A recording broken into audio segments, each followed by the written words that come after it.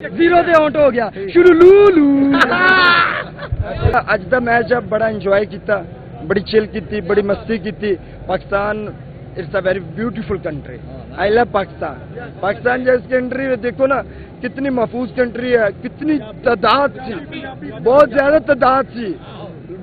Ground से आवाम ही नहीं पूरी आ रही थी, फिर भी साड़ी हुकूमत ने कवर की बिकॉज देखो बाबर जीरो तो हो गया out, no problem.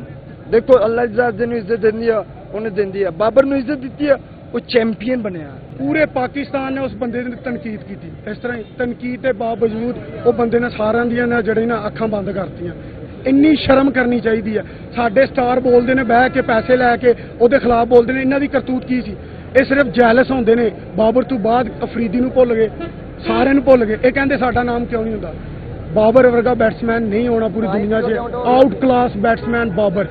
Babar is the number 1। साडी ख्वाहिश ही पेशावर जिते और पेशावर वो सब देखने बड़ा मजा आया, क्योंकि बड़ा इंजॉयमेंट किया और बड़ी जबरदस्ती। मैं कहना मैनू एक गिला है बाबर आजम से, क्योंकि पहली बॉल से आउट हो गए कि जिंदे सानू उम्मीदां सन। कप्तान सी आउट हो गया, इस सानू बड़ा दुख है। लेकिन है कि मैच देखने मजा आया अलहमदुलिल्लाह, और बड़ा इंजॉयमेंट किया माशाल्लाह। बहुत मजा आया जी, लेकिन बाबर आजम ने सानू मायूस किया, कोई मजा नहीं आया। असं बहालपुरों आए हैं जी।